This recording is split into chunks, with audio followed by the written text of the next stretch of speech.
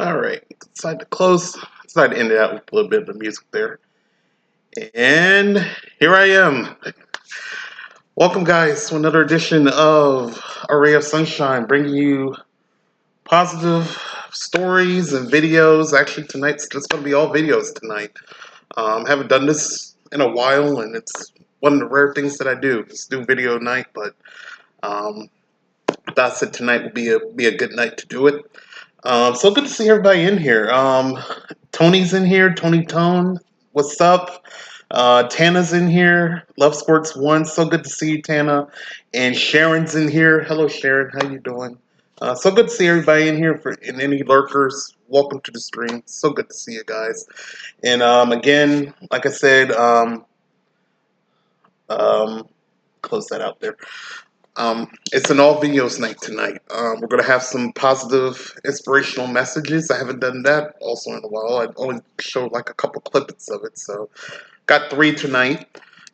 Is Women's History Month. So, I thought it would be a good time to celebrate to all the women. Happy Women's History Month. And I know there was a day at the beginning of March. So, in honor of that, I think we're going to do a couple of videos tonight. Celebrate the pioneers of women, inventions, history, all of that this evening. And also, we're going to close it out with nice extended quotes. It's not one particular person, it is many people. So I decided to close that out with a whole bunch of wide variety of quotes from different people. So I thought that was a good way to end the show for this evening. But we will start off first with the top three positive stories already for the month of March. Can you believe it? We are the midway of March. It's like this year is flying by, but it seems like every year is flying by. So, but we are in the middle of March, so I can't believe that. So, hopefully you guys are staying warm. If it's tropical where you are, hopefully you are staying cool. So, good stuff. We're going to go ahead and get the show started. And thank you for the heart, Sharon. Thank you so much. Remember, guys, to host this to your Twitch channels and share this out to social media like Facebook and Twitter as we try to spread some positivity in 2023. If I sound good, if the pictures are good, let's see if my website's up on this thing. Here it is. So we're going to kick it off with the top three positive stories for the month of March. We're going to go ahead and get positive videos Tuesday. This whole night's against all positive videos. So get your popcorn, get your earbuds in if you're listening. Lots of messages coming through the screen tonight, and I get the rest of my voice. So I know people complain like, Raymond, you read a lot of stories and you got a voice. Well, I get the rest of my voice tonight. I'll still have a bottle of water though for hydrates and stuff. So anyway, so with that being said, Kakuna, Sue, hey, how you doing? Welcome to the show. So good to see you in here. Came right in time. We're about to go ahead and start listening to the top three positive news stories for the month of March. So if you guys are ready, I'm going to go ahead and mute my mic. And we're going to go ahead and listen to these top three stories. So here you guys go. Hope you enjoy it. Here you go. The third month of the year had a lot of positives to warm our hearts. Here are the top three positive news stories of March 2023.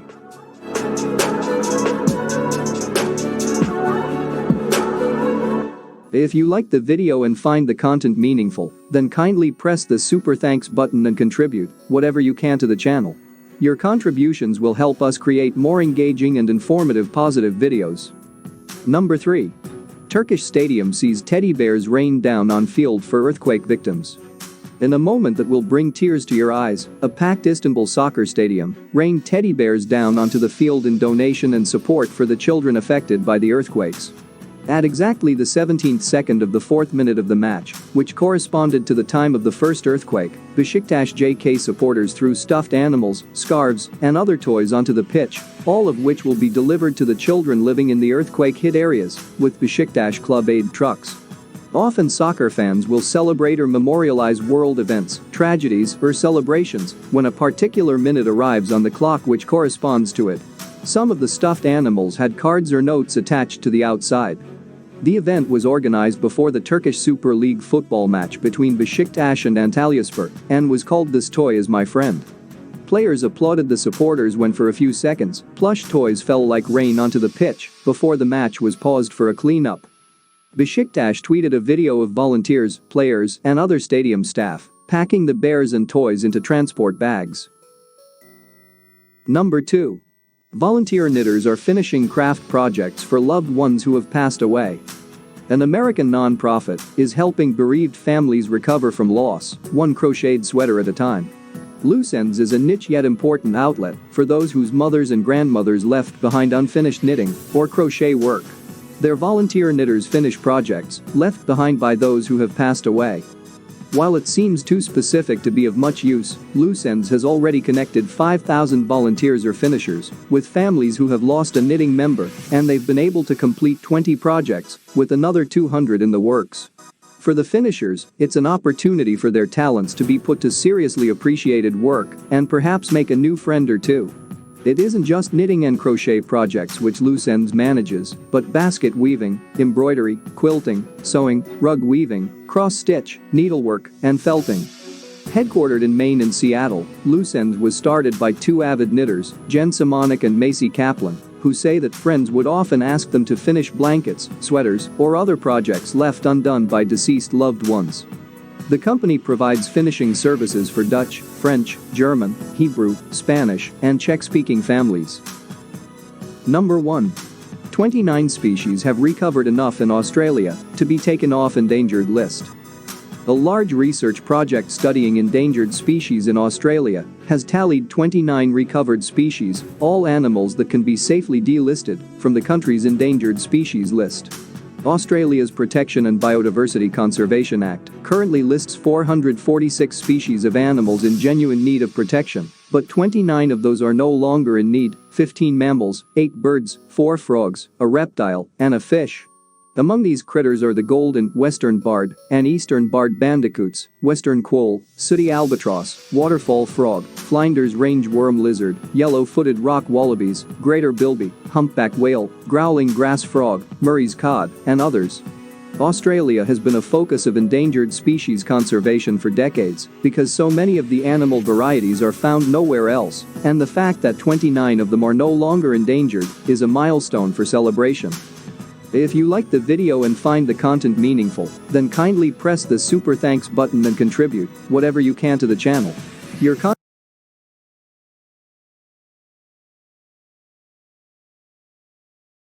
All right, so that was the top 3 positive news stories for the month of March, and do this real quick. And the third story, I think I covered the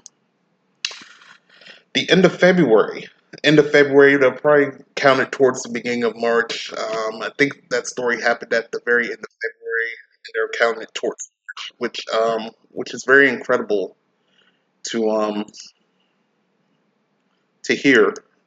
With the people of Turkey going through the earthquake and giving the toys out to the kids to help, give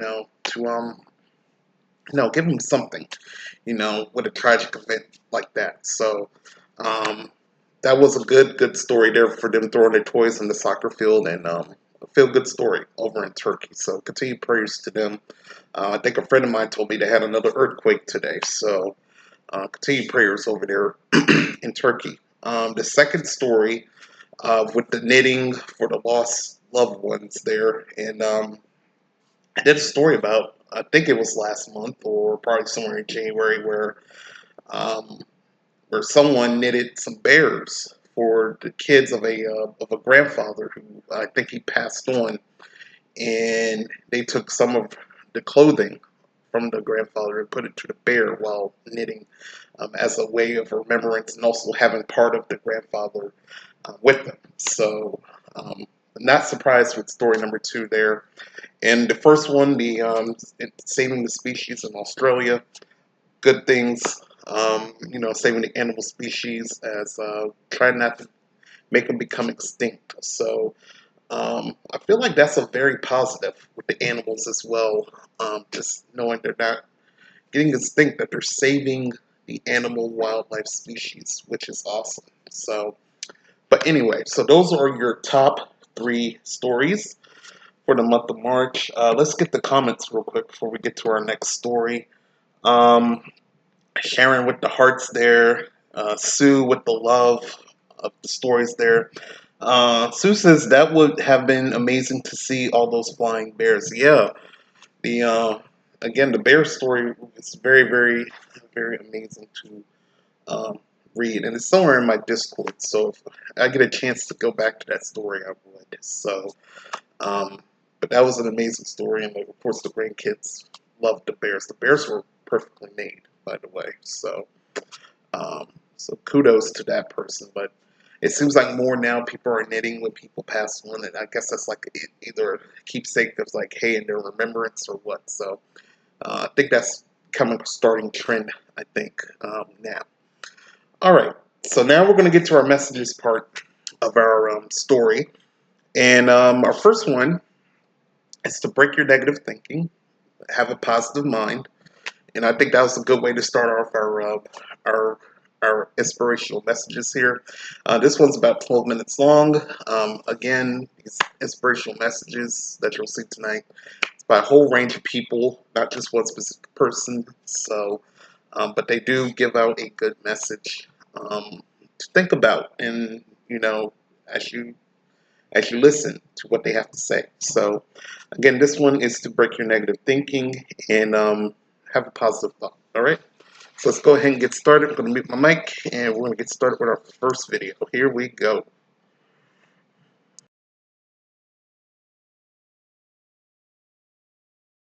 I truly believe that thoughts are the greatest vehicle to change power and success in the world. Everything begins with thoughts.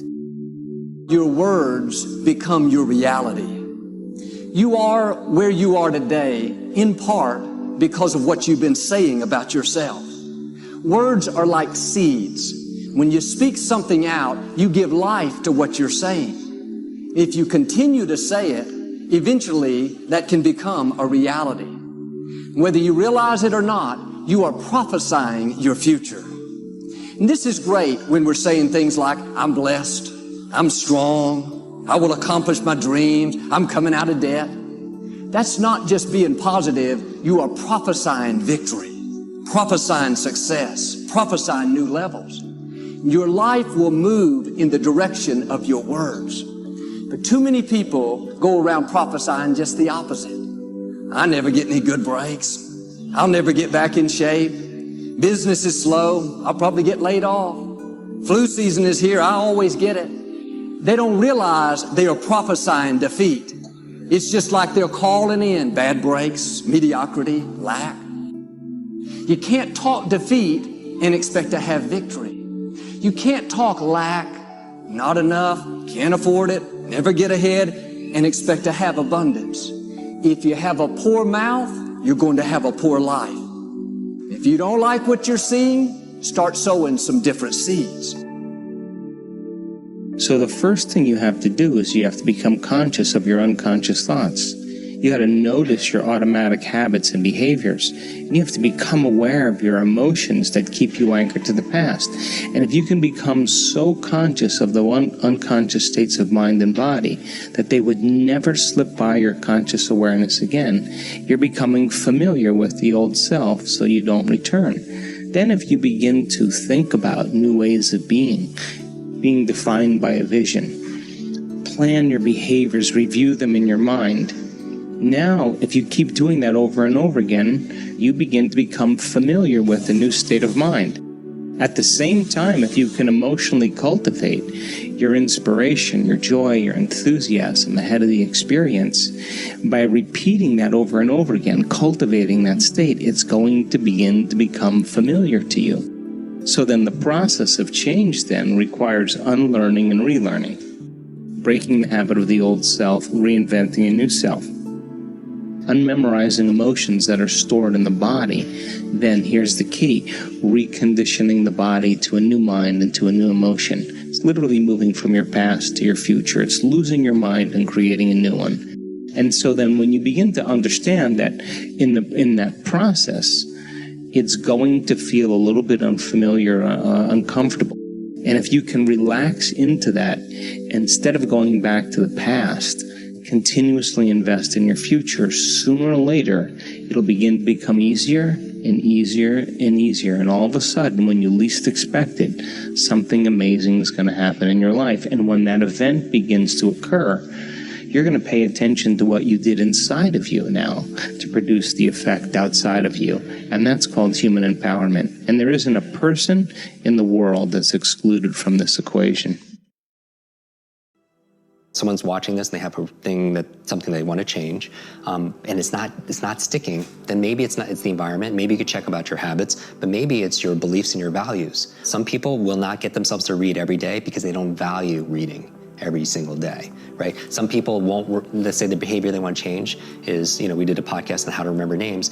I could teach them step by step on how to remember the name of most people that they meet, yet they won't do it because they don't value it, or because that's not important to them, or they don't believe that they can, right? Just like we talked about earlier, saying your brain is like a supercomputer, and your self-talk is a program it runs. If you tell yourself you're not good at remembering names, you will not remember the name of the next person you meet because you program your supercomputer not to. They don't have a belief that enables that. So when I say all behavior is belief-driven, if you want to do this behavior, whatever it is, journal, whatever it is, then you need a belief that allows that to happen, because that's the program that allows it. So how do you get that belief? Because you're going to feel like you're faking it. Right. And that's where most people stop, right? They think, okay, I get it, I hear what Jim is saying, that if I am able to shift my belief, then I can get a different behavior, but I don't believe it, so now I'm just sort of faking it. How do you help people overcome that? Right, and so so some people approach it like, this quote where they fake it till they make it, right? So my thing with belief is, like when I do trainings in groups or online, my favorite way of changing a belief is getting them to do something they never thought they could do, because it opens up another possibility. Like what? So for example, in 1954, Roger Bannister, he broke the 4-minute mile, right? And so, which is amazing, right? Throughout human history, nobody could run a mile in less than 4 minutes. Now, if you look into it, how he was able to do it is he would visualize himself crossing the finish line, looking at the clock, and it says 3:59, because he knew that success is an inside-out process. That first it had to happen in here in order for it to happen out there, right? Dr. Wayne Dyer has this famous phrase where it's not, oh, I'll believe it when I see it. It's like, I'll see it when I believe it, because it's the opposite, right? And so I always like modeling the outliers, where most people kind of dismiss them. I was like, well, what's going on there that allows this person to get this kind of result, right? And so with Roger Bannister, he saw it in here, be able to produce it outside, just like any innovator or inventor or writer or any creator, right? But what was interesting is, after that, what happened? Nobody could do it from the beginning of humanity. All of a sudden, one person does it. What happens after that? Everyone starts doing it. And so that's the thing. Now, what happened? Was there a big change that year in, training methodology and nutrition? Or no, it was a change of belief, right? Because the belief back then was, if you ran a mile in less than 4 minutes, not only would you die, it was your heart would explode in your chest. And think about that would, and I'm a runner, right? That would keep me not just running, that wouldn't keep me from running a 4 minutes, that would keep me from running, period. Right? And so my thing is that was a change of a reference. That shook up a belief. So my goal with people when it comes to learning is get themselves to do something they never thought they could do. And then it opens up another possibility. It literally opens up their nervous system for something, what else could be possible. When I grew up, we didn't have we had no money, right? I had no education because I was very learning challenged. I didn't know anybody, right? So I feel like it's not, when people that's where they'll go though. When there's a stopgap between where they are and where they want to be, they'll say, oh, I don't have the money, or I don't have the education, or I don't have the intelligence, out of the network, or anything else like that. And what as for all incredible success you've had and the value you've created for the world, is that it's not about resources, right? Because we know a lot of people who didn't have any resources that were able to impact the world. It's about our internal resources. And what I'm saying is optimizing our environment, optimizing our behaviors, our capabilities, our beliefs and our values, and our identity, right? That at the highest level, our identity, because you can't just change your belief or your values or your behavior even if you don't believe you're that kind of person. That's why I kind of always go to the superhero mythos, because I want people to claim that identity. I call it the superhero you, that version of ourselves, that we're not waiting for Superman or Batman or Wonder Woman. It's like, you are Wonder Woman, you are Batman, you are Superman. It's just we have to commit ourselves to be able to unleashing. Just starting there and being able to reflect and observe the different voices inside of us is a great place to start your self-awareness. Because the biggest challenge is that most of us don't know what we're listening to. And most of us don't even know that there are more than one voice inside of us. Just getting over that line is a huge win. Because now at least you're trying to differentiate between what you're hearing. And that's going to help you make better decisions in the future. There are many ways to get the things that we want for ourselves in our lives. But basically, it all begins with how we choose to think. As you think, so shall you be. 7 little words that I think are perhaps the most important things that we can learn and master in our lives. This old proverb notion that I become what I think about all day long. And once you know that what you think about is what expands, you start getting real careful about what you think about. You don't allow your thoughts to be on anything that you don't want or that you wouldn't want to have manifest or show up for you in your life. Well, let me tell you something. How many of you have things when you want to go achieve them and this part of your voice goes, oh, it's not going to happen, or forget it? How many got a voice that sometimes interrupts that good pattern? Say I. And what you want to do is train a new one. So starting when I was 17, I started doing incantations, not affirmations. Affirmation, you go, I'm happy, I'm happy, I'm happy, I'm happy, I'm happy. What's the problem? You haven't changed your what? Your what?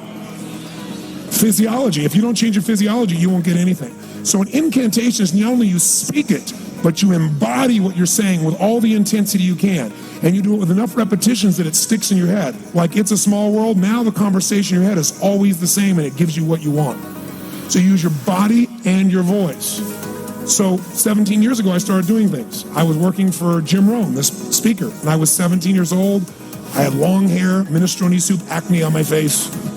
And I was trying to call on Bear Stearns type of people and convince them why they should go to this man's seminar and be more successful. I was driving a 1968 Volkswagen that I had earned at $40 a week as a janitor. The only way I did it was park far from the building and then go in, and I love people and I believe, but I put myself in state, and I was able to influence people that were far more successful than I was at the time. I would do something that I still do backstage and have done for 23 years because I don't hope I'm going to be in a good state, I demand it. So I do an incantation using my whole body. I'd say, I now command my subconscious mind to direct me in helping as many people as possible alive today to better their lives by giving me the strength, the emotion, the persuasion, the humor, the brevity, whatever it takes to show these people and get these people to change their lives now. And I would do that literally driving in my Volkswagen to a meeting in LA on the freeway for 40 minutes. People are looking at me, I'm screaming at the top of my lungs. They're going, I know he's a serial killer. I know he is. But by the time I entered that room, when two people meet, if there's rapport, the person who's most certain will always influence the other person. And I was totally certain, and they were trying to get revved up to certainty. Do you agree with this? Yes or no? I do another one because I was poor. I changed my mindset. I kept doing things, but I never got beyond it. I'd say God's wealth is circulating in my life. His wealth flows to me in avalanches of abundance. All my needs, desires, and goals are met instantaneously by infinite intelligence, for I'm one with God and God is everything. And I would imagine the abundance in my life, and I would feel so grateful. And a year later, I went from making $38,000 a year to making $1 million a year in 1 year.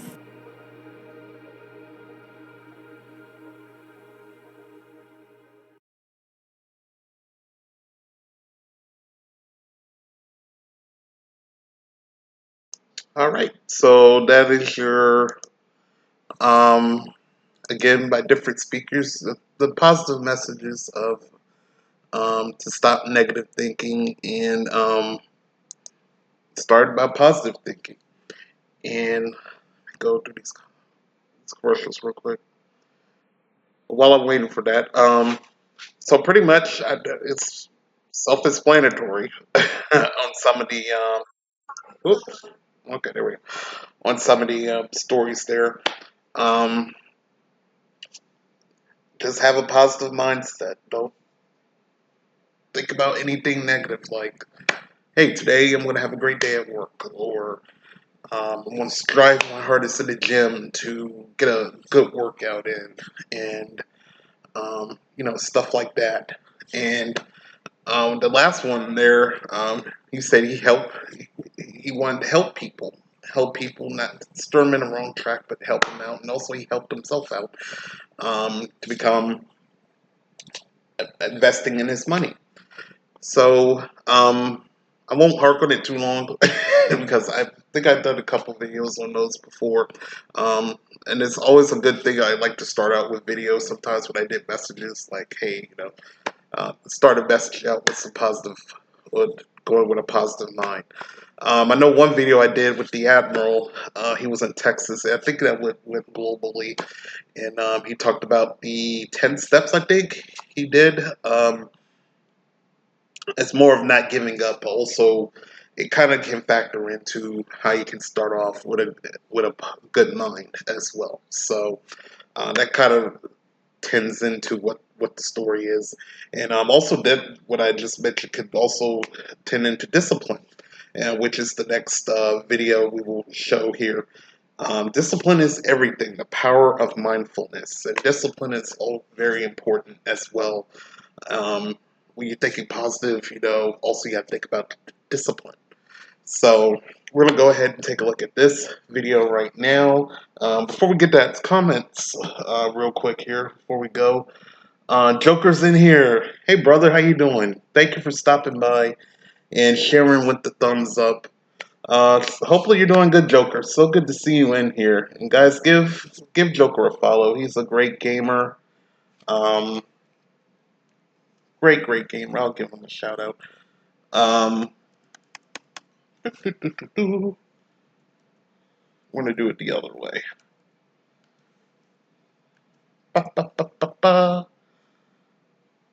There we go.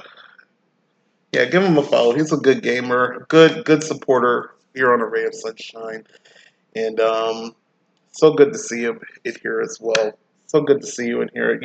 Are you streaming tonight by any chance? Doing good, thank you. And how are you doing? I'm doing good. I am doing good tonight. Great night to be on. Happy. I am happy today. So, which is always a positive. So, but so good to see you in here, Joker. So good to see you in here. All right. So we're going to go ahead and get started with the video of discipline. Again, discipline is everything.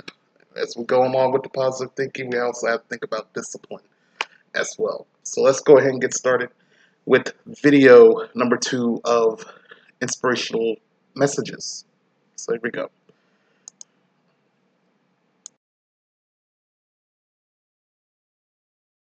Our decisions are made by how you feel in the moment. And that is the problem. Do you feel like getting up? No. Do you feel like making that cold call? No, you don't. Do you feel like doing that 3rd set of reps? No, you don't. We make decisions based on our feelings, and that is robbing you of joy and opportunity. So the core difference in people is, how do you produce certainty when the world isn't giving it to you?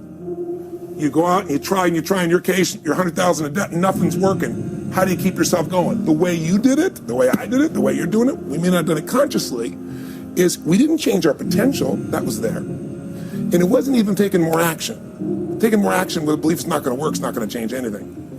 We got results in our head that made us feel certain as if it had already happened. I need you to evaluate yourself and ask yourself the question, how are you wired? When you have a trial or a tribulation, how are you wired? When you hear the word no, does it break you? I'm wired differently. I get excited about no. I love no. I love it. It turns me on. No, Eric, I'll be back. I'll be back. I'll be stronger when I come back. If you get yourself in a state of certainty that this is going to work, I'm going to find a way, and if this doesn't work, I will make the way, then you tap a lot more potential. And when you're certain in your potential, you take massive action. When you take massive action, you really believe in something, you get great results. When you get great results, your brain goes, see, I told you I was a stud. I told you this thing would work out. Now you're even stronger. You tap more potential, take greater action, greater results. Sometimes you just have to move, do something, learn something new. Write down what you need to do in order to make a better life for yourself.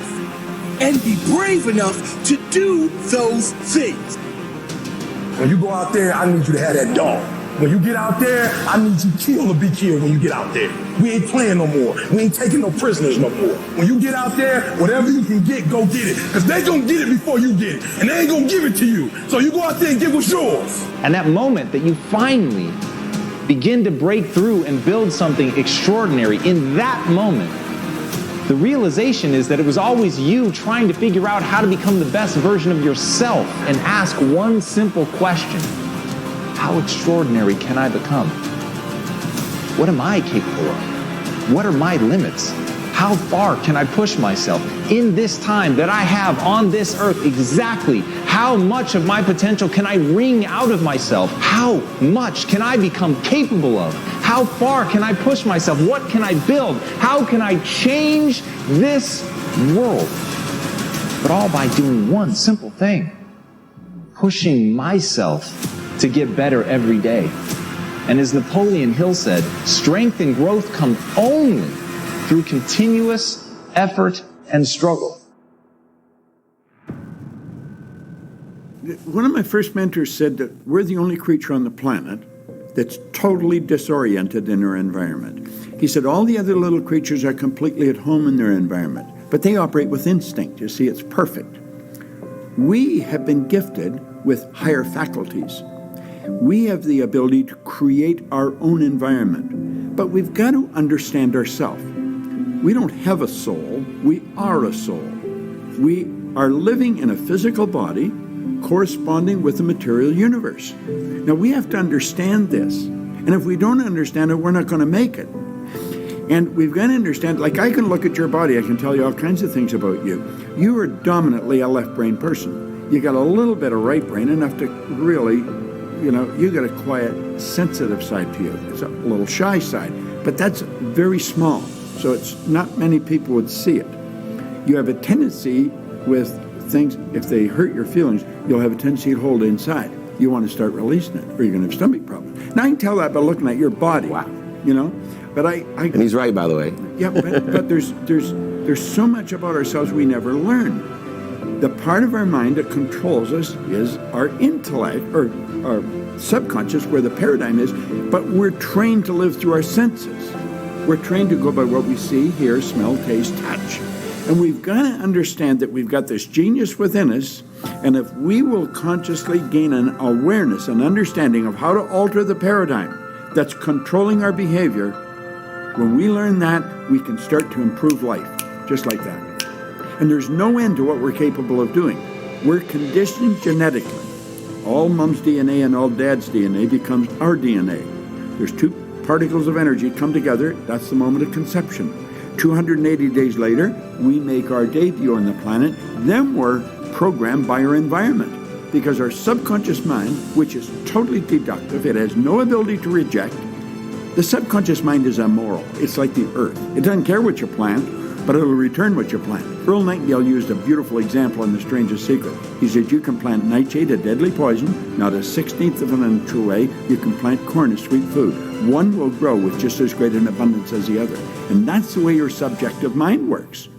You put the wrong idea in, it will grow. Put the right idea in, it will grow. We have the ability to change what's in there. We did not program it. It was programmed through genetic history. We're the confluence of a genetic pool that goes back for generations. That's at birth, and then environmentally. And we have the ability to alter all that. Up until around 4 or 5, we're being programmed by our environment. Prior to that, it's genetic.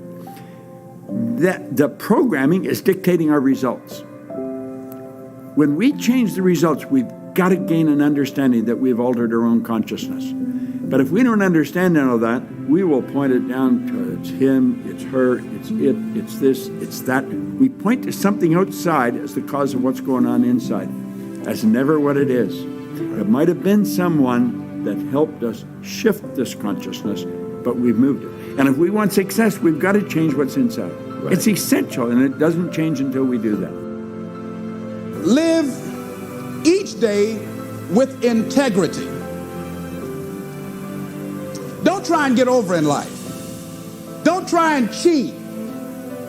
See, a lot of people like to try and cheat. I was with a friend of mine, and we went into a service station to get some gas. They gave me back too much change. I discovered it down the road, and I was turning around going back. Guy said, "You're a fool. Hey, man, what when they don't give people enough change? You think they flag the people down?" I said, "I'm not responsible for them. I'm responsible for me." I went back and I told the guy, "Excuse me, sir, you gave me a $20 bill too much." I gave it to the guy just took it and walked away, didn't say thank you. The guy in the car laughed, said, "I told you, you fool." I'd have kept that. I said, I'm not responsible for his attitude. I don't care, knowing that he would not say thank you, I would still give it back to him. Because my image of myself says, hey, you don't take something that doesn't belong to you. That's the way my mother raised me. Don't try and cheat. Say, well, this little bit won't count. Everything counts. A friend of mine was on welfare after going through a bad experience. Someone, I think she and her husband became ill. They couldn't work for a while, and they went on welfare. After they both became physically well, he said, look here, we don't ever have to go back to work. We're making more money on welfare than we made when we were working, with all the Medicaid benefits and all of the food stamps and everything. She said, no. She said, we are not going to accept the checks anymore. He said, I'm not going to work. Now, you can go to work if you want to. She went down to the welfare department and said, don't send any more checks to my house. Lady said, excuse me? She said, now, I've been working here 25 years. No one has ever come in here and said, don't send any more checks here. Are you sure you're all right? Yes, I am. And she went home and told her husband, don't look for any more checks because I told him to cut the check off. Now we've got to find something to do. And they started a paper route and got over 1,500 customers and were making money hand over fist in a spirit of dignity and achievement, not ripping anybody off. That was the critical choice. She could have very easily said, well, everybody else is doing it. Why don't I do it? But she decided not to follow the crowd. I like what Whitaker said, what you think about me is none of my spiritual business.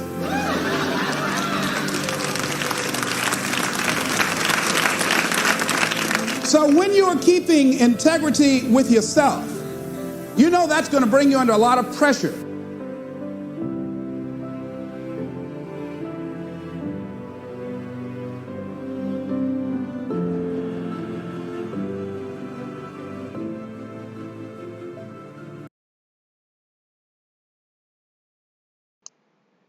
All right, so there's the your second motivation video there of discipline, and like I said before, it kind of correlates in again with oh no, okay, never mind. There was only two. I thought I put three in, but it was only two. All right, but they have a similar meaning. When we did the positive of the with the positivity, you always got to have discipline. And again, with the last story with the guy said, I think he was a comedian, but with his story that he gave, that last story, kind of sums it up. A family was going through welfare checks, food stamps, and they thought that was good to the dream of doing pretty much government assistance. And the woman said, no, this is not the way. And she told them to cut it off, and they did a paper route.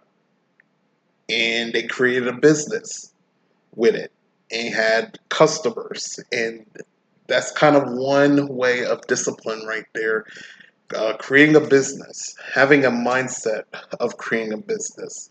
That's discipline right there, but with a positive attitude as well. Same as getting a job, or want to get a raise, or get a promotion at a job. You gotta have the discipline. You gotta have the hard work in order for that to work, and also a positive mindset. That can go for school if any kids are watching this, like the test and a school project. You gotta have the discipline and the positive mind and hard work, also hard work, in order to achieve. A lot of things can be dealt with discipline and also having a positive mind as well. And I thought those two would go together in the video. I thought I did have a third, but I probably just decided to say, hey, positive messages and discipline works together. So those are your positive messages for this evening, and we're gonna go ahead and go on to Women's History Month right now. And the first one we're gonna celebrate is the top 10 women who made world-changing discoveries. So if you didn't know, here in the States, I don't know if it's celebrated around the world. It is Women's History Month. I think it's celebrated around the world. So we're going to celebrate with listening to history, inventions,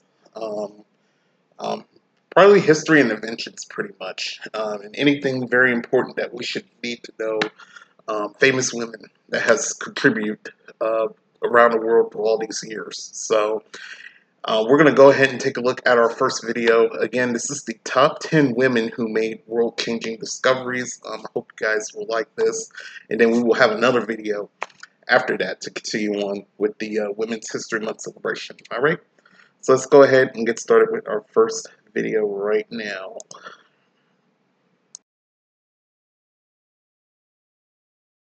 These women helped shape the modern world. Welcome to Ms. Mojo. And today we're counting down our picks for the top 10 women who made world-changing discoveries.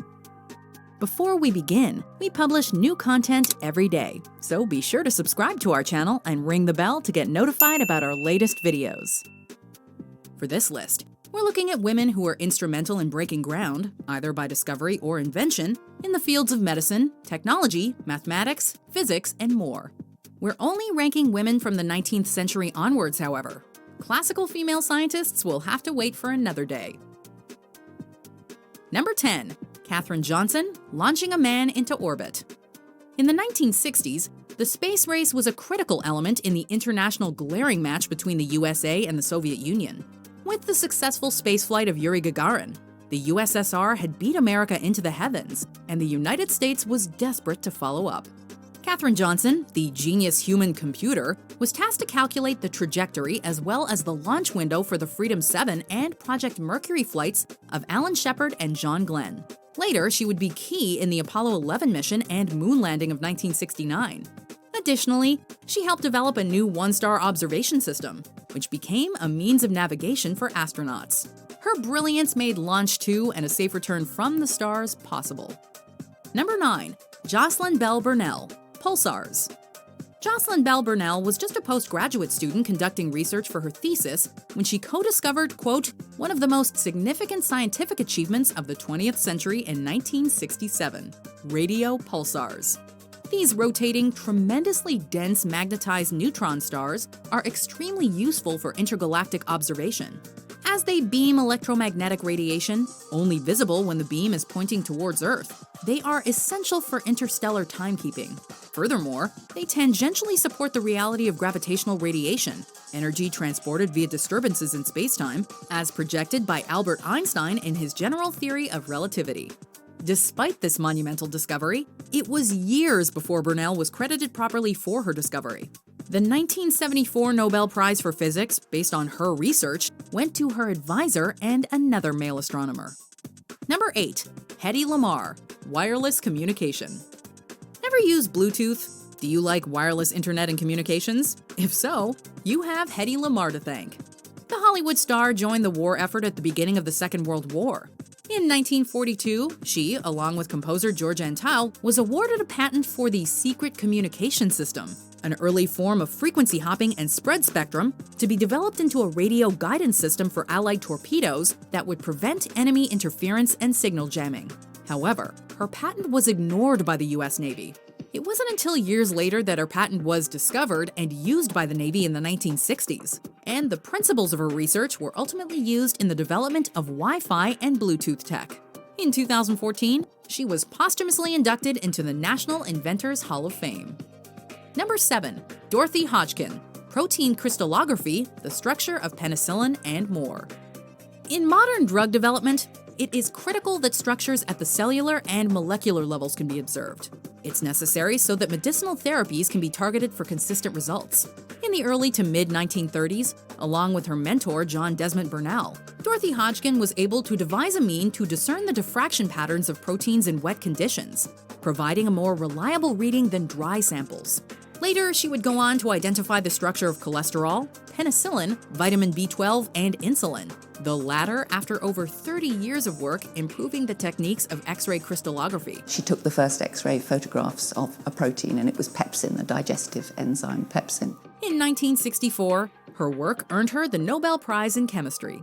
Her discoveries were integral for the treatment of diabetes, a topic on which she devoted much of the later part of her life, traveling the world to discuss its importance. She's the only British woman ever to have won a Nobel Prize.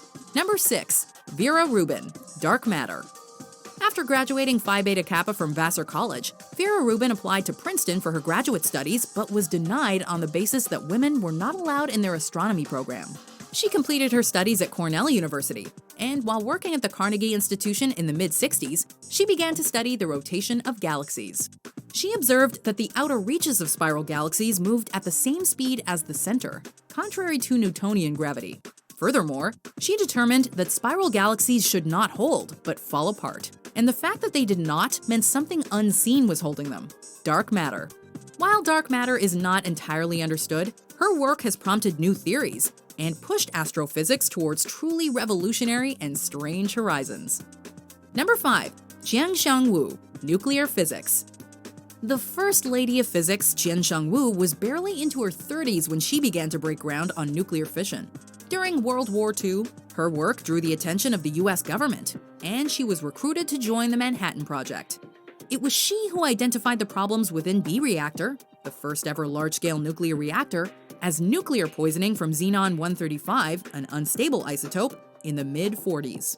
To combat the problem, she contributed to developing the process of separating uranium metal into uranium isotopes. In 1956, she conducted the Wu experiment, focusing on beta decay and to uncover if conservation of parity were true in weak interactions. Her findings, that the conservation of parity was violated, startled the physics community and paved the way for modern study in nuclear physics. While the theoretical physicists behind the experiment's premise won the Nobel Prize in Physics in 1957, Jianxiang Wu would only be awarded for her work with the Wolf Prize in 1978. Number 4. Rosalind Franklin, DNA Double Helix. Rosalind Franklin was a chemist and X-ray crystallographer who, along with PhD student Raymond Gosling, produced Photo 51 in the early 1950s, which determined the structure of DNA as a double helix. It is Rosalind Franklin's experimental framework, a collection of evidence painstakingly accumulated over 2 years that guides Watson and Crick to solve the structure of DNA. This should have catapulted her into the annals of scientific history. However, without her consent, the image was shared with James Watson and Francis Crick by her associate Maurice Wilkins. Despite her work leading to such an important discovery, it was Watson, Crick, and Wilkins that won the Nobel Prize in Chemistry in 1962, 4 years after her untimely death at age 37. Knowing the structure of DNA has since become critical in our understanding of genetics, gene sequencing, biotechnology, and modern medicine. Number 3. Lisa Meitner, Nuclear Fission. Prior to World War I, Lisa Meitner began to collaborate with Otto Hahn, and together they would make several discoveries.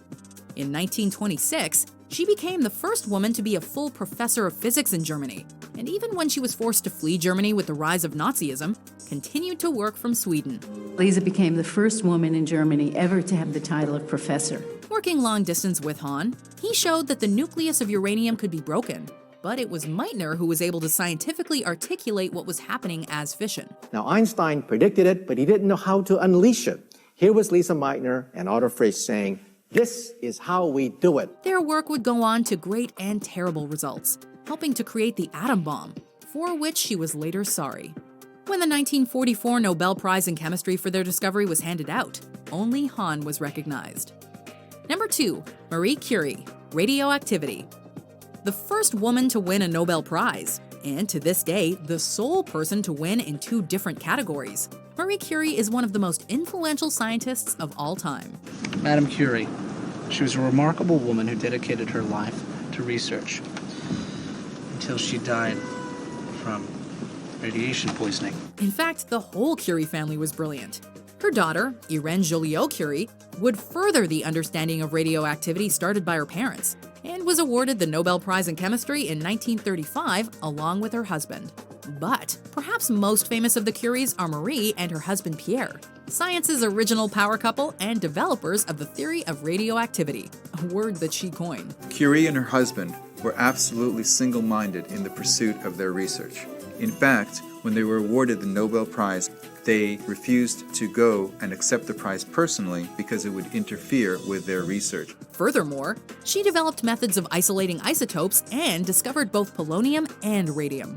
Her work helped to completely alter conventional notions within physics and chemistry, changing the modern world. You'll be just like Marie and Pierre Curie. What did they do? They discovered radium. Then they both died of radiation poisoning. Before we unveil our number 1 pick, here are some honorable mentions.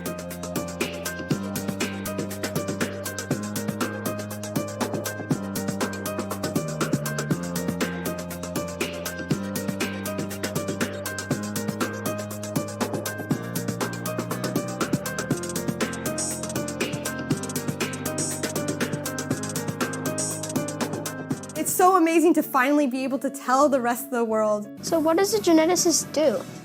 A geneticist figures out what DNA sequences are all about and how DNA sequences of some people differ from DNA sequences of other people.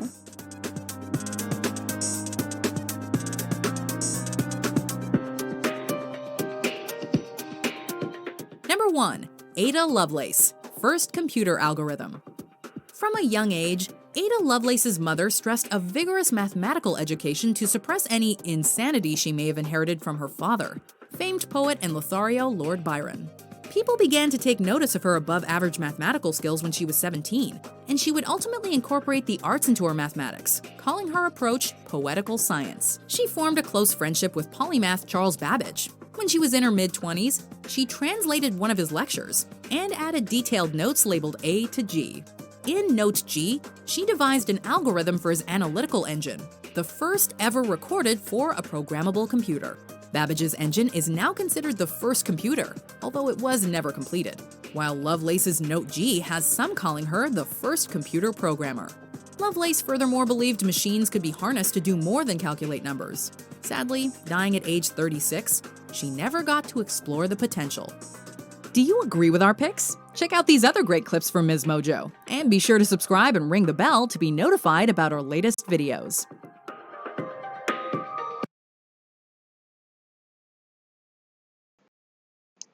All right, so those were the top 10 women who made world-changing discoveries, and I tell you, a lot of scientists, a lot of scientific women on that list, from Katherine Johnson that you saw from 10, all the way to the person's computer. Probably the first ones to discover computers, to be honest with you. So you could think all the way back to 1800. How about that? And a lot of other famous stuff as well. In history as well. I think one of them said that finding the HIV or the BRCA gene, I think that was, and radioactive stuff and all of that. So a lot discoveries that has happened to women in science, which is kind of cool to see there. If you're just joining us, welcome to the show. I know we had some people come in here. Tim, Frank's in here. Frank loves to spam the comments. He's talking about the Jets. So, which I think Aaron Rodgers is going to the Jets tomorrow. He's going to the Jets. And then he's giving us an update on the hockey scores. Who's winning? 3-2 Hurricane. I guess the Hurricanes are winning. Montreal and the Pens are tied. And I think the Habs might win it. They might win it. So I guess he's keeping me up to date on the hockey scores there as well. But it's so good to see Tim, Frank, Sharon still here, and anybody else that's watching. Thank you so much for watching. We're in the middle of celebrating Women's History Month. Again, we're doing all videos tonight. And our next video will be the top 10 firsts for women in history. I felt like I have done this video before on a previous season of the show, but I just went ahead and said, you know what, I have new viewers. It probably was in season 1, so I thought maybe I could recycle some videos and show another one, kind of like a blast from the past. So I think I do remember this video well, top 10 firsts for women in history. So hopefully you guys will enjoy it. And after that, quotes. So we're going to end the show out with quotes. So if you guys are ready, let's go ahead and get started with the top 10 firsts for women in history. Celebration of Women's History Month. Here we go.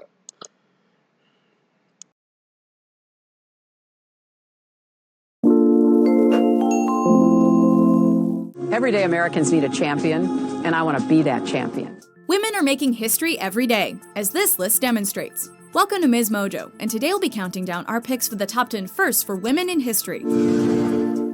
Number 10, first female American Secretary of State, Madeleine Albright. Is that your grandma?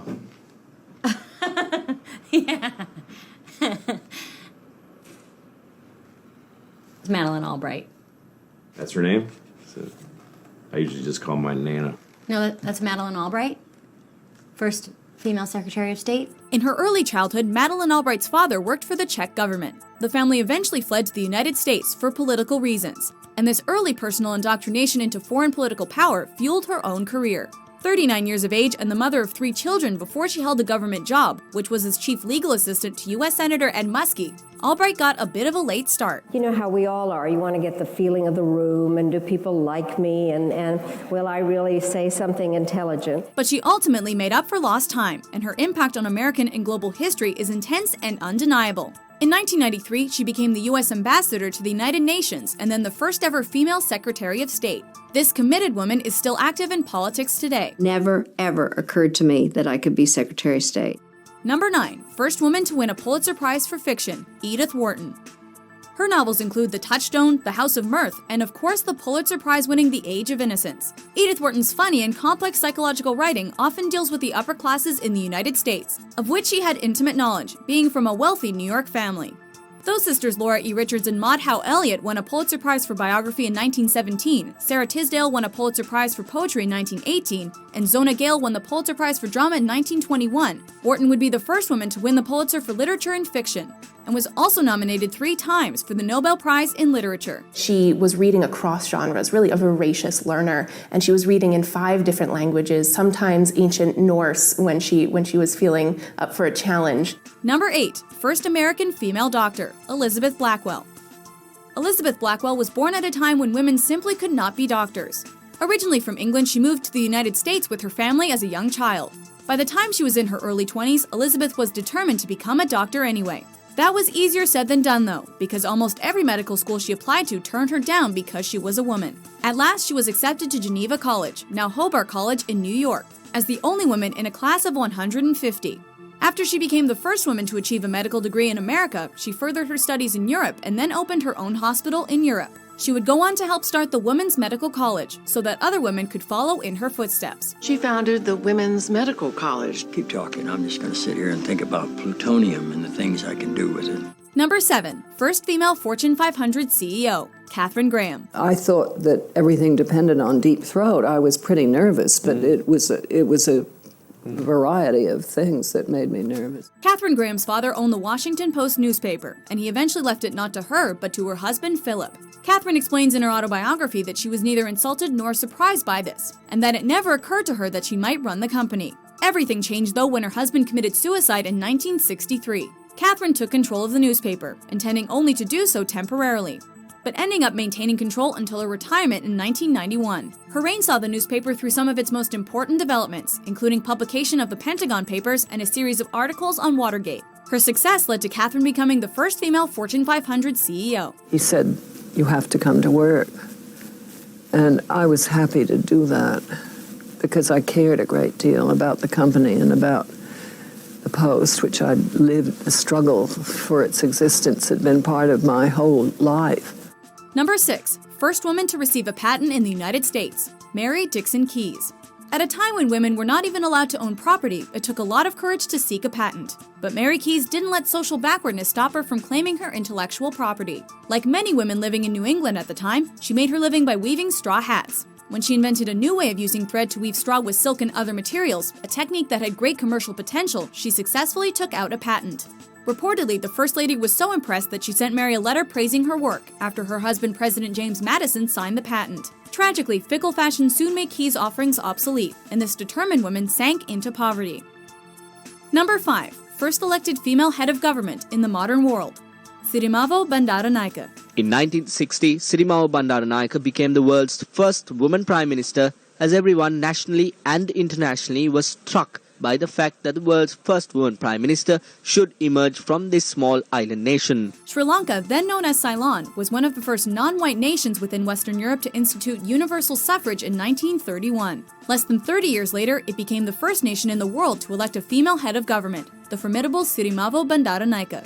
It was a time of instability, only 12 years after the country gained independence, but Bandaranaike stepped up to the challenge. She went on to serve 3 non-consecutive terms, 1960 to 1965, 1970 to 1977, and 1994 to 2000, playing a significant role in Asian politics and in the non-aligned movement. Since that time, she'd been followed by many more female heads of state, including Benazir Bhutto, who became the first democratically elected female head of a mostly Islamic state in 1988. My father would always say that if Nehru's daughter can become Prime Minister of India, my daughter is going to become Prime Minister of Pakistan. Number 4, first woman to receive a Nobel Prize, Marie Curie. My name is Marie Curie. The first Nobel Prizes, established by the will of Alfred Nobel, were awarded in 1901. 2 years later, despite great adversity and many attempts to keep her off the list of nominees, Dr. Marie Curie was awarded the Nobel Prize in Physics. Że oto świat poznawalny jest na drodze rozumowej, więcej nawet, że świat nie jest poznawalny w inny sposób. She won jointly with her husband Pierre and their friend Henri Becquerel. Their work with radioactivity, a term coined by Marie Curie, remains hugely influential. In fact, when they were awarded the Nobel Prize, they refused to go and accept the prize personally because it would interfere with their research. She went on to win another Nobel Prize, this time in chemistry in 1911, making her the first person and only woman to win a Nobel Prize twice, one of the only people to win 2 Nobel Prizes, and the only person to win twice in more than one science. Number 3, first woman to lead an armed assault during the American Civil War, Harriet Tubman. She was very strong, very determined, very directed, and had a kind of forcefulness and a kind of authority that people felt when they were with her. Born into slavery in Maryland, Harriet Tubman rose against all odds to have a profound effect on American history. After escaping captivity, Tubman risked her life again and again to help other slaves escape. You have the courage and the care about other people to come back into a hell to try to get other people out of it. It's an amazing story. Not only was she active in the Underground Railroad, but during the American Civil War, she served as both a nurse and a spy. She's also credited as the first American woman to lead an armed assault, guiding soldiers up the Combahee River to attack multiple plantations and freeing over 750 slaves in the process. She was nicknamed Moses for her role in leading her people to freedom. It's a very, very proper name, I think, for her, and one that she definitely lived up to. Number 2, first woman to have flown in space, Valentina Tereshkova. Born to a poor Soviet family, Tereshkova started working full-time when she was only 17. In her free time, she learned how to parachute. And that skill is what took her from a textile factory to outer space. In 1963, she became the first woman to travel in space as the pilot of the Vostok 6. Though the mission lasted a little less than 3 days, the spaceship orbited Earth 48 times. After the voyage, she studied engineering and was honored as a hero of the Soviet Union. Since then, many women have followed her into outer space, including the first American woman and youngest American astronaut, Sally Ride. I don't think that I viewed really anything in my world differently after the flight. Before we unveil our top pick, here are a few honorable mentions.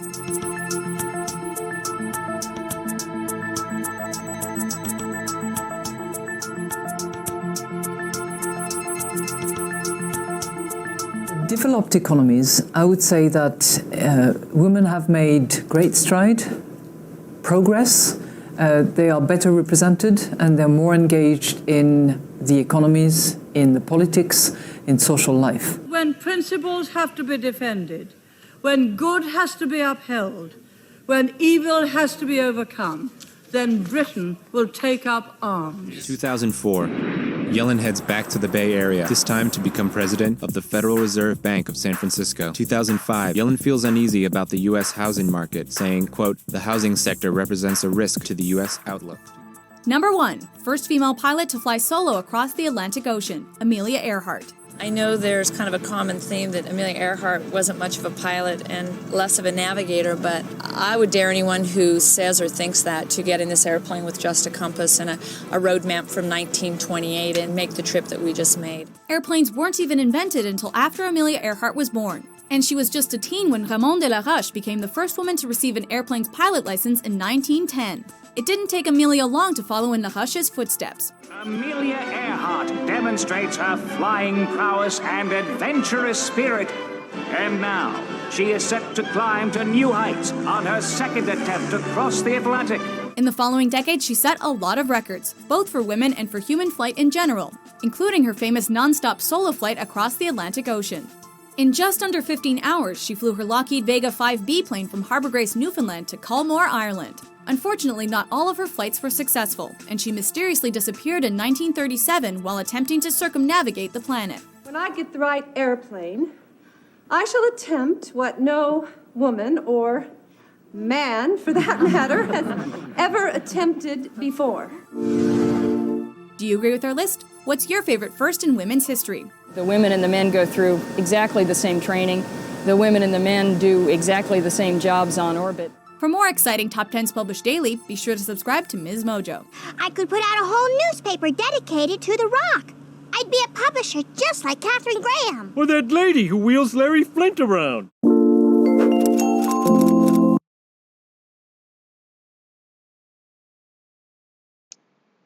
Alrighty, so I hope y'all enjoyed that top 10.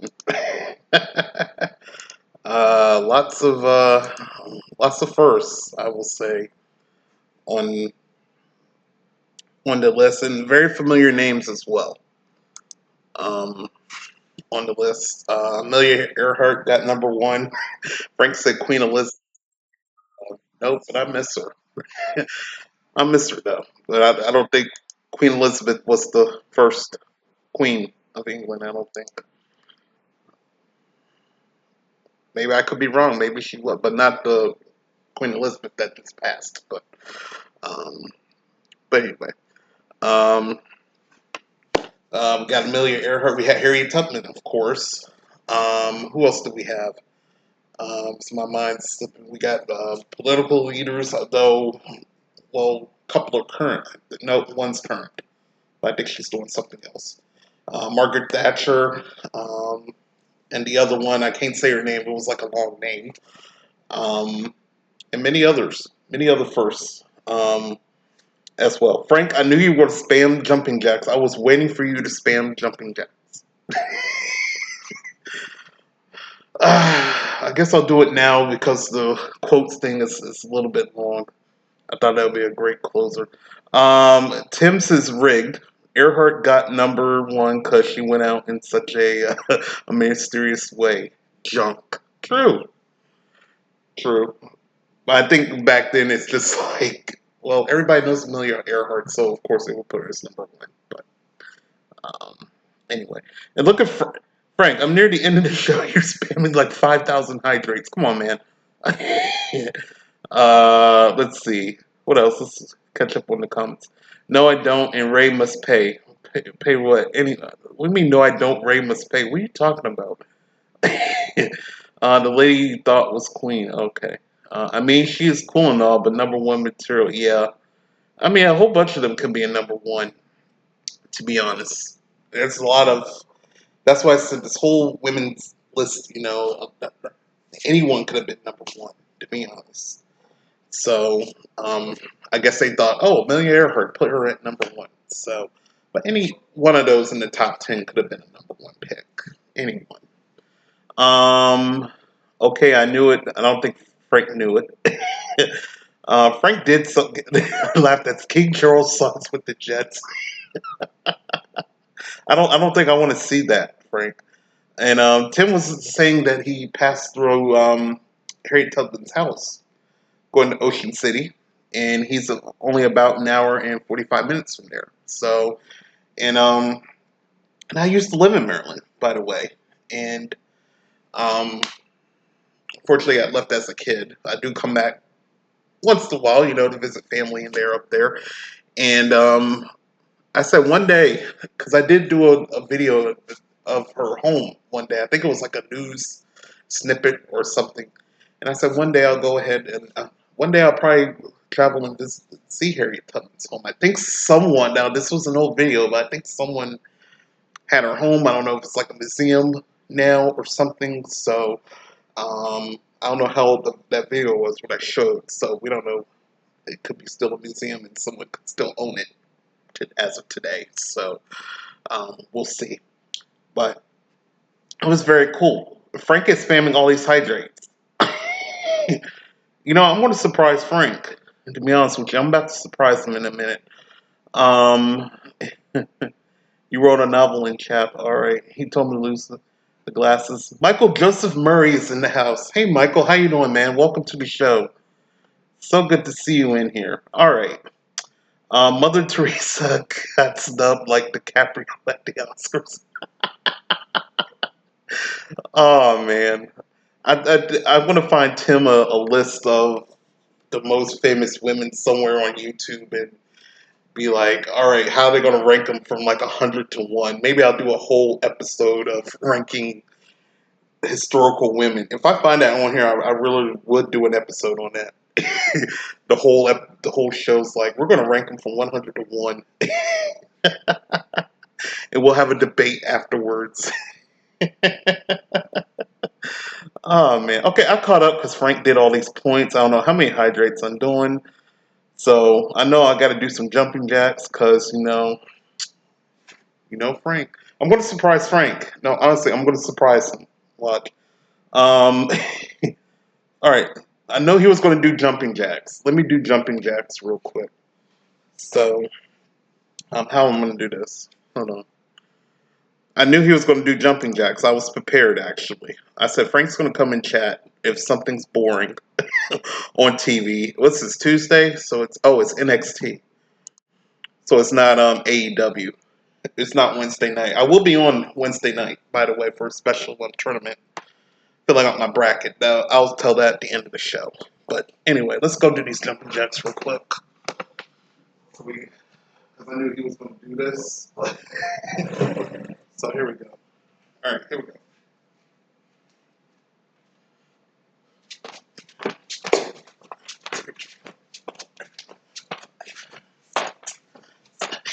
Whoops. There we go. At least the last 3 for us, like, what the flip. Here we go. So I knew that was going to happen. And I will be right back again. Hold on. We're going to solve this hydrate. Hold on.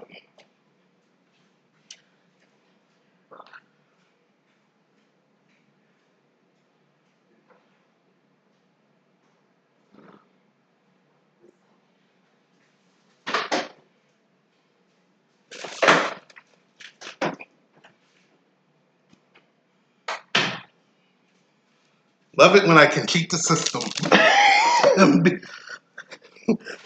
Love it when I can cheat the system.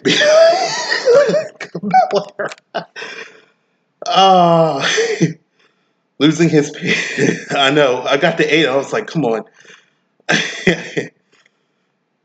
I told you I got Frank a surprise. What is my hydrate number? 1, 2, 3. I probably don't know the count. 4, 5, 6, 7. He want me to stretch. 8, 9, 10, 11, 12, 13, 14. Dude. Okay, you know what? I want to make up my own hydrate. That's right, Sharon. Lots of water. Lots of water. We're going to solve this right now.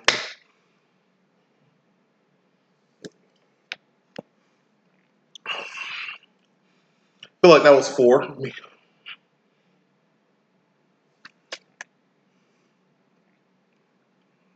8. 12.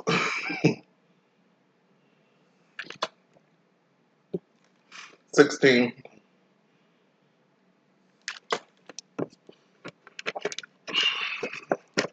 20. Thank you, Frank.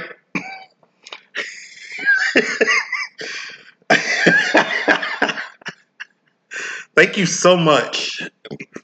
Oh, he wanted me to stretch, by the way. I know what he wanted me to do. Stretch. Hold on, we're going to stretch for a bit. After drinking all that water. There we go.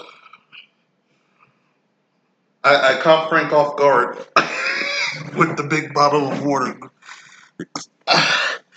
Posture check. I don't know if he did a posture check. So there you go. Posture check. And I'm losing my glasses once quotes start. Frank wants a refund.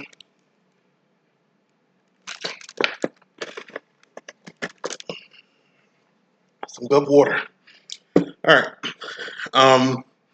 So yeah, Frank, you get no refund. But thank you so much for putting all those points in. I did your jumping jack. I did everything. And I'll lose my glasses once we start quotes. See how easy that was. And he thought he was going to get me to drink another bottle one of these. Not going to happen. All right. That was fun. All right. Where are we? Back to the show. Back to the show. All right. So now we're going to end the show tonight with quotes. And this is going to be a long version of quotes. Actually, 100 of them. And they're from different people. So they're from different people, but the quotes are still the same. They will give you a good life lesson, probably. Right statements, could be weird statements. We don't know, but 100 life lesson quotes from different people in history. So if you guys are ready, we're going to go ahead and close out the show with some quotes. And Frank, a couple jokes like quote number 1. Well, the quote number 1's about to start right now. So let's go ahead. Oh, the bottle just like... that's about to start right about now. So let's go ahead and get started. And I will lose my glasses, Frank. So don't worry.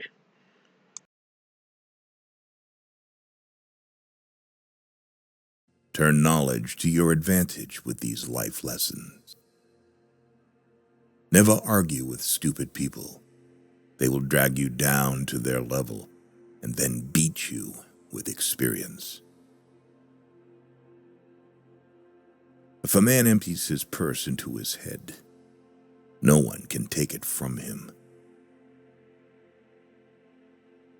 The 2 most important days in your life are the day you are born and the day you find out why. Life is like riding a bicycle. To keep your balance, you must keep moving. We have 2 lives, and the second begins when we realize we only have one. Write your sad times in sand. Write your good times in stone. Only 2 things we'll regret on deathbed: that we are little loved and little traveled. Better to remain silent than be thought a fool than to speak out and remove all doubt. By failing to prepare, you are preparing to fail. Give me 6 hours to chop down a tree, and I will spend the first 4 sharpening the axe. Iron rusts from disuse. Water loses its purity from stagnation. Even so does inaction sap the vigor of the mind. Talking without thinking is like shooting without aiming. How many things would you attempt if you knew you could not fail? It is a shame for a man to grow old without seeing the beauty and strength of which his body is capable. Life did not intend to make us perfect. Whoever is perfect belongs in a museum. Many of life's failures are people who did not realize how close they were to success when they gave up. I can't give you a surefire formula for success, but I can give you a formula for failure. Try to please everybody all the time. Don't judge each day by the harvest you reap, but by the seeds that you plant.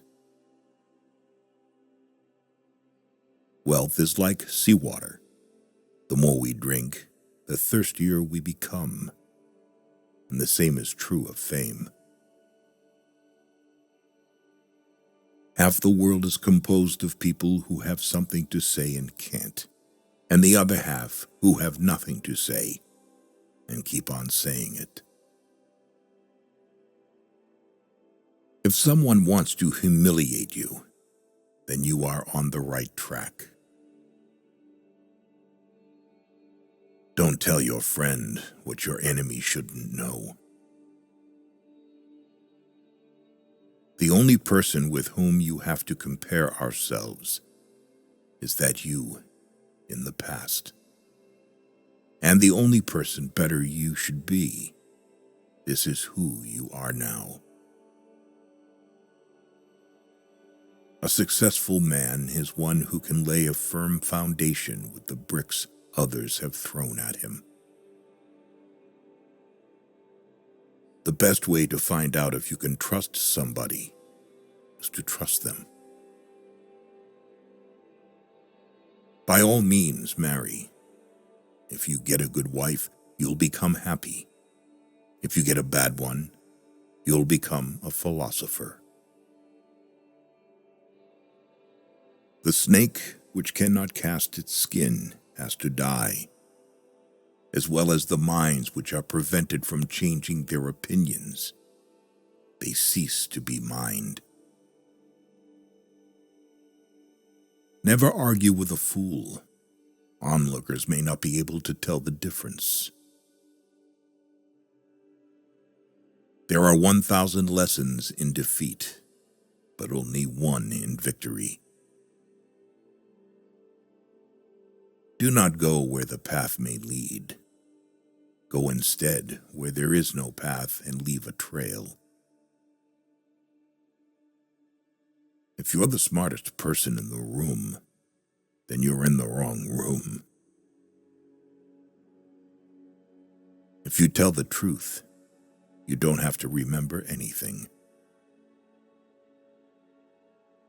Don't cry because it's over. Smile because it happened. Loyalty to country always. Loyalty to government when it deserves it. The reason why worry kills more people than work is that more people worry than work. Knowledge isn't power until it is applied. One day, in retrospect, the years of struggle will strike you as the most beautiful. He who has a why to live for can bear almost any how. Try not to become a man of success. Rather, become a man of value. The only real mistake is the one from which we learn nothing. People who say it cannot be done should not interrupt those who are doing it. Care about what other people think, and you will always be their prisoner. Life is not always a matter of holding good cards, but sometimes playing a poor hand well. Do more. The race is won by the horse that outstrips its rivals by a head. A clever person solves a problem. A wise person avoids it. Our actions can take us to the skies and throw us into the deepest abyss. We are the children of our deeds. The world breaks everyone, and afterward many are strong at the broken places. I keep 6 honest serving men. They taught me all I knew. Their names are what and why, and when, and how, and where, and who. If a man knows not to which port he sails, no wind is favorable. It is better to light one small candle than to curse the darkness. No man becomes rich unless he enriches others. Smart people learn from everything and everyone. Average people from their experiences. Stupid people already have all the answers. To live is to suffer. To survive is to find some meaning in the suffering. The clever are not so much looking for loneliness as they avoid the fuss created by fools. It is during our darkest moments that we must focus to see the light. Life can only be understood backwards, but it must be lived forwards. Things may come to those who wait, but only the things left by those who hustle. When fate hands you lemons, make lemonade. Keep away from people who try to belittle your ambitions. Small people always do that, but the really great make you feel that you, too, can become great. Everyone falls down. Getting back up is how you learn how to walk. Give a bowl of rice to a man and you will feed him for a day. Teach him how to grow his own rice and you will save his life. Life is like a play. It's not the length, but the excellence of the acting that matters. Don't hold on to someone who's leaving. Otherwise, you won't meet the one who's coming. Courage is what it takes to stand up and speak. Courage is also what it takes to sit down and listen.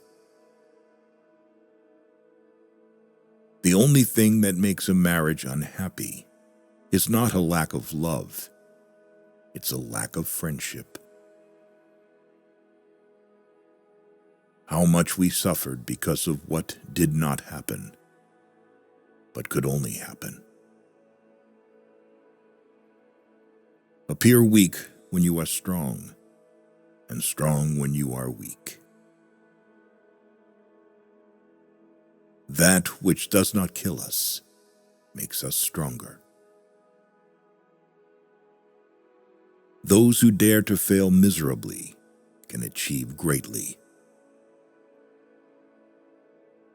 Silence is not at all a sign of callousness. Only what is empty on the inside rattles. When you feel discouraged, seek healing in labor. A man can never have too much red wine, too many books, or too much ammunition. Success is walking from failure to failure with no loss of enthusiasm. The first man gets the oyster. The second man gets the shell. Everything that irritates us about others can lead us to an understanding of ourselves. Believe you can, and you're halfway there. The intelligent person avoids 3 things in life: in youth, lust; in maturity, arrogance; in old age, greed. Eat a live frog first thing in the morning, and nothing worse will happen to you the rest of the day. Luck is when preparation meets opportunity. People never lie so much as before an election, during a war, or after a hunt. I have just 3 things to teach: simplicity, patience, compassion. These 3 are your greatest treasures. Nothing shows a man's character more than what he laughs at. Avoid sex in old age, because at this age it is safer to use other sources of pleasure. Time is a created thing.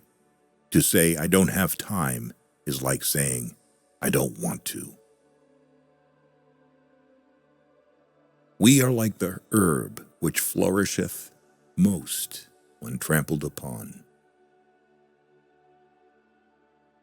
5 things never to share with anyone: your problems, your projects, your ideas, your mistakes and regrets from the past, your income. Always forgive your enemies because nothing annoys them so much. Expect nothing, and you'll always be surprised. Sometimes it's good to lose everything in order to understand what you really lack. A man is lucky if he is the first love of a woman. A woman is lucky if she is the last love of a man. You have power over your mind, not outside events. Realize this and you will find strength. Do not wish health and wealth, but wish good luck. Because on the Titanic, everyone was rich and healthy, and only a few were lucky. The woman who follows the crowd will usually go no further than the crowd. The woman who walks alone is likely to find herself in places no one has ever been before. Insanity is doing the same thing over and over again and expecting different results. Both optimists and pessimists contribute to society. The optimist invents the airplane, the pessimist, the parachute. You can easily judge the character of a man by how he treats those who can do nothing for him. Associate yourself with men of good quality, if you esteem your own reputation, for 'tis better to be alone than in bad company. You can't wait for inspiration. You have to go after it with a club. Most people do not really want freedom, because freedom involves responsibility, and most people are frightened of responsibility. Nothing in this world is worth having or worth doing, unless it means effort, pain, difficulty.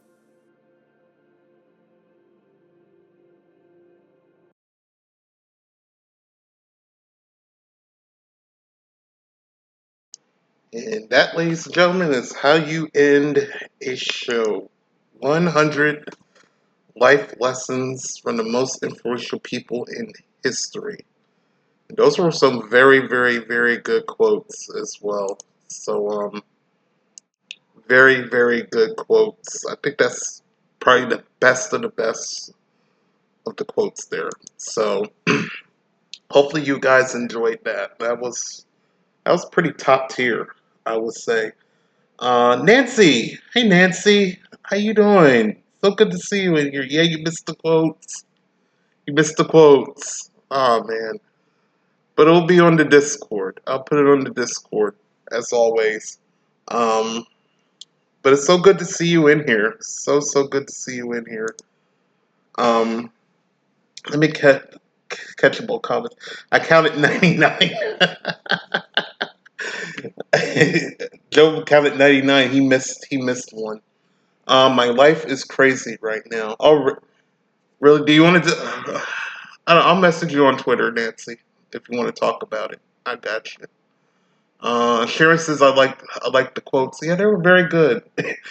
Tim says good. Good. I would like to say the other word, but I might put these out on other. But Tim liked the quotes. He had one. Yeah, there you go. Forgiving your enemies quote was the best one yet for me. So true. Yeah. Always good to forgive your enemies. Always good. The one that came before I had to be a principal on the points here for Frank here. Something about losing everything, and I thought about him losing the points and everything. I said that was a better time for that to come up when Frank lost all his points. Nancy says I'm okay, just so much stuff coming up. Okay, I got you. Tana's back. Tana says I'm back, mister. Yeah, Tana came back at the end of the show, though. That's not good. Came back at the end of the show. Tim says, how long do you think it took the poor to record all this?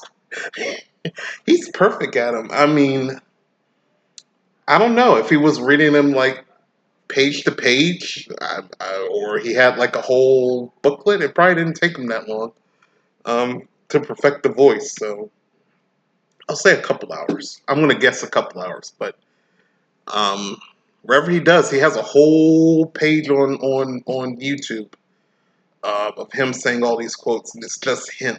So, which kind of makes it good, but I think a couple people I had before were like, I don't like the voice. I'd rather have you do the quotes. I said, nah, I can't do the quotes. I'd rather have it original. So, but he's very good. Tana says, what? Yeah, I'm almost at the end of the show, Tana. That was the last one. Typical Tana. No, you're good, Tana. You are good. You're good, Tana. You're good. All right, but y'all came in here for plugs. I can do some plugs for you guys while I'm here. So yeah, we ended a little bit early. Usually I like to do these for 2 hours, but we're kind of ending it a little bit early tonight, which is guess kind of awesome. And plus, I cleared up my voice for tonight, so wasn't no reading tonight, but more more videos. We'll see you tomorrow. Thank you, Tana. I will be live tomorrow night, 8 p.m. Eastern, by the way. If you're a fan of the NCAA tournament that is coming up, with the brackets and stuff, decided to go live. I'm going to fill out my brackets. We'll have a chat, a little chit chat. Why not? At 8 p.m. So I just dived right into what I was going to do tomorrow night. But that's at 8 p.m. But also, make sure, before I go live, make sure to check out the Mental Health Hour. Tim's in here, and he will be live tomorrow night at 6 p.m. Him and Gemma, episode 84 of the Mental Health Hour with the new logo. The new logo. We got to put the new logo out there. And they're doing suicidal ideation. Hopefully I said that right. And I'm going to read it, if you can't read on the screen there. But taking a look at a tough subject in hopes of raising awareness through discussion, offering further information on warning signs, where to find appropriate help, and how can all help with with promoting suicide prevention. This is going to be a very good episode, I will say. As long as they want to put out viewer discretion advice, there's going to be talk about suicide and stuff, so they want to put that out there, viewer discretion. But that is a very good topic tomorrow night on the Mental Health Hour, 6 p.m. Eastern, 3 p.m. Pacific, 11 p.m. Oh, I don't know if the time's right on the UK. I think you said, I don't know if the time was, because they haven't done the time change yet. So 10 p.m. or 11 p.m. UK. Make sure to follow Tim. Give him a shout out. If not, I can do it on here. I think Frank left. Once I told him I'm not giving you no more points. So there we go. We'll give Tim the shout out there. Give Tim a follow. And 10 p.m. UK. Okay. So 10 p.m. UK. I know he said they haven't done the time change yet over in the UK till next week. Or this week. It might be this week. Or next week. Whatever. So, suicidal ideation. Make sure to follow him. Going to be a good topic. And again, to stress, it is your discretion. So, make sure to tune in, though. That's a very good topic and a very important topic as well to cover as well. Jim in Chicagoland, he'll be on 10 p.m. I think tomorrow night as well, 10:30, 11 p.m. Forgot to put my Catalyst picture up, but join him for Catalyst. Great show. You be under a candle. You talk about your day. Talk about different topics. Hell, we could be talking about the NFL draft. We could talk about the NCAA tournament. We could talk about, something happening in your job, family life, all of that. That's all in the show. Jim's a good guy and a good host for it. So make sure to tune in tomorrow night, 10 p.m. Eastern for Catalyst. And also he does Saturday Night Trivia, also at 10 p.m. Eastern. Make sure to tune in. And that is Jim in Chicagoland here on Twitch. And yeah, Tana says hopefully some JSM. Or if you're there, Tana, he will definitely Nancy says Aaron Rodgers is retiring. Oh, Nancy kind of doing something inside scoop on the Packers. Wow. So did they put it out, or is he? Because I know I got a thing that said, "Bo no." I thought maybe a glimpse that you might have heard something. I know on Twitter. I'm just saying that's what we can talk about. Oh, okay. I know on Twitter he was going to go on Pat McAfee tomorrow afternoon at 1 p.m. Eastern, and I was waiting for it. Like, he's going to talk about where he's going to do. Whether he was going to stay with the Packers, go with the Jets, or retire. So I got some great memes I can share. Okay. So if you're interested, YouTube, Pat McAfee show, Aaron Rodgers will be there at 1 p.m. I'm pretty sure he's going to tell us what he's going to do. And the Raiders almost had a chance with him, and then I'm not going to talk about the Raiders. These last 2 days of free agency from them, I'm not going to talk about it. But they had a chance, though I thought it wouldn't happen because of money. They don't have money. So I thought that was going to happen. I knew Jimmy G was going to be the quarterback. I didn't want Tom Brady. The only reason I would accept Aaron because he will be with Adams and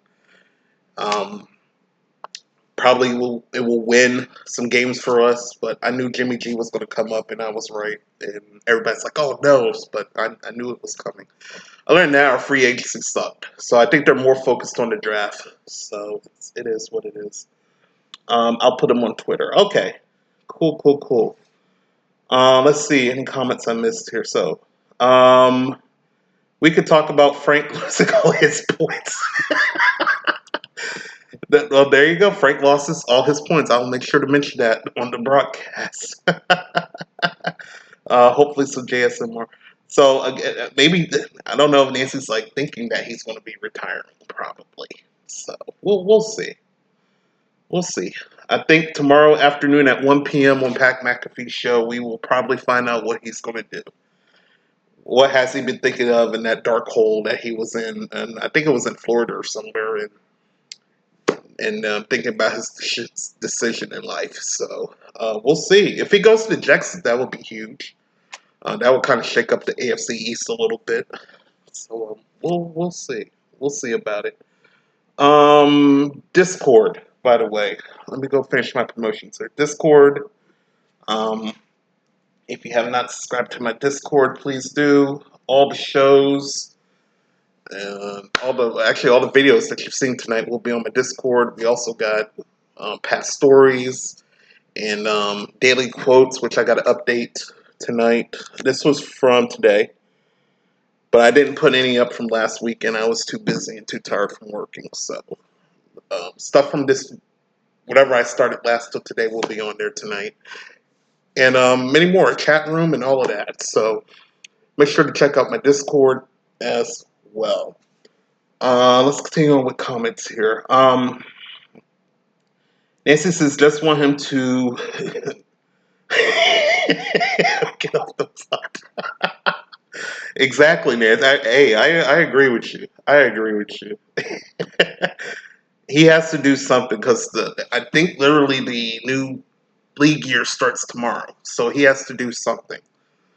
Either you're staying with the Packers or let Jordan Love go ahead and start.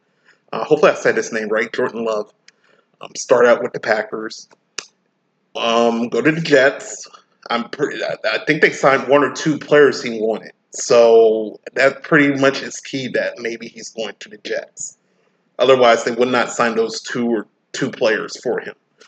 Or he retires. I mean, he had a great career. So, if he retires, I accept that too. He had a great career, but I doubt he wants to retire the same year as Tom Brady is. And we don't know what Tom Brady will do. Hopefully he'll be retired or he could come back. You never know.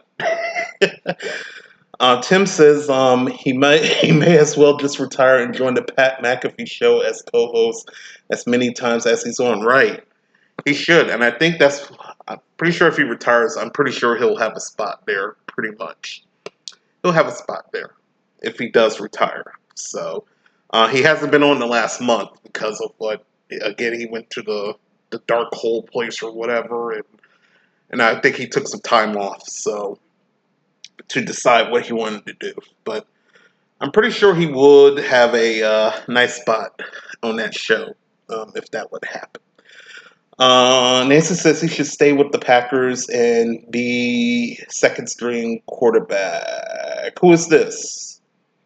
Is this Jordan Love or Rodgers? If it's Rodgers, I doubt he will be a second string quarterback. I don't think that will be him. Yeah.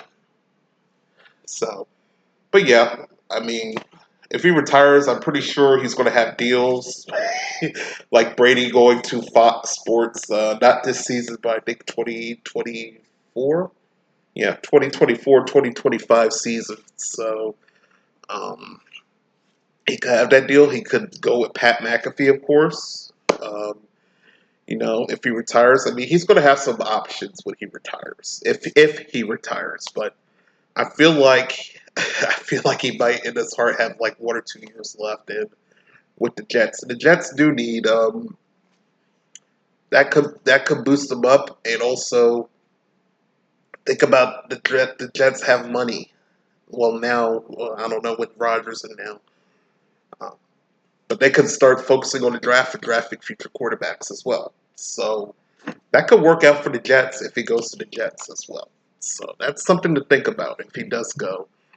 And also, maybe the Jets can win some games and go to the playoffs. So we'll see there. Rodgers, yeah. That would be hard to see Rodgers as a second string quarterback, but I mean, probably he will know that, hey, if he couldn't do it, which in his heart he probably can do it, whatever he has left of his quarterback mindset, that he could do it. So that's going to be a little bit tough to put him as a second string quarterback. Yeah, it will never happen. It won't. Rodgers is trying to get another Super Bowl. He's trying to be now. He's now the Tom Brady now. He's trying to do. I'm pretty sure he's going to try to do some Tom Brady moves. Maybe go to the Jets and try to win him a Super Bowl, probably. And then maybe after he wins the Super Bowl, I don't know. He could retire after that. We'll see. Depends on what the deal they have going on. If he accepted that deal, what's in that contract? Is he going to stay for a couple years? Probably he will stay a couple years. So we'll see. But I know it's not. He doesn't have much longer to go in case in his heart that he knows that he could continue on. So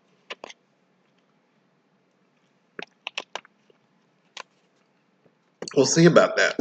Tomorrow afternoon at 1 p.m. is going to be very interesting. I thought he would be on this afternoon. Then Pat was like, oh, this show is not affiliated with Aaron Rodgers and his decision. Then next thing you know on Twitter, oh, he's going to be on the show tomorrow afternoon at 1 p.m. Thank you. I will tune in.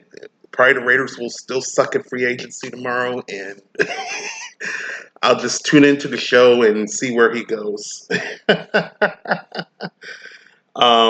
Roy Rogers or Mr. Rogers?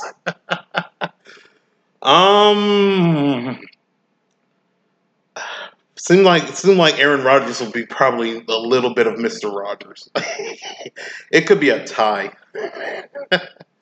It could be a tie. So I don't know. So anyway, we'll see where he goes tomorrow. Again, Packers, Jets, or he's retiring. That's his 3 options. The choice is his. So we'll see where he goes. All right. So that will do it for the show. And actually, we hit our 2-hour mark. So nice. Nice, the little chat. So, Mental Health Hour tomorrow night, 6 p.m. Eastern. I will be live tomorrow night, 8 p.m. Eastern. We're going to fill out some brackets, and we're going to have a little chat like we're doing the last 15 minutes here. And then Jim, we'll say 10 p.m., but he could come on at any time after 10 p.m. So I will be, again, live tomorrow night at 8 p.m. Hopefully, you guys will join in. Frank says don't go. Frank must be missing that I said I will be on tomorrow night at 8 p.m. Eastern while you're watching AEW. You're probably going to get bored, and you will come to the stream, and you will help fill out my NCAA bracket. All right. Sorry I can't make it Yeah, but you're going to get bored with AEW after that. You'll say it's boring, and then you'll come in here. I know you. You'll come in here. Let's see who's on. Who could we raid? Oh, wow. Alright, I rated him last week. Wow. Okay, we did music last week. We'll continue to do some music. Let's rate DJ Everett. I haven't been in his stream in a while. Who could we rate, right? I already found someone. Alright. So we'll rate DJ Everett. I haven't been in his room in a while, but he's a good guy.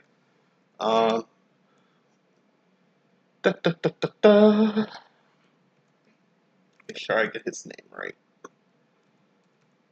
Seems like I see it and then I'm going to misspell something. Alright, so let's see if that works. Rate Sharon.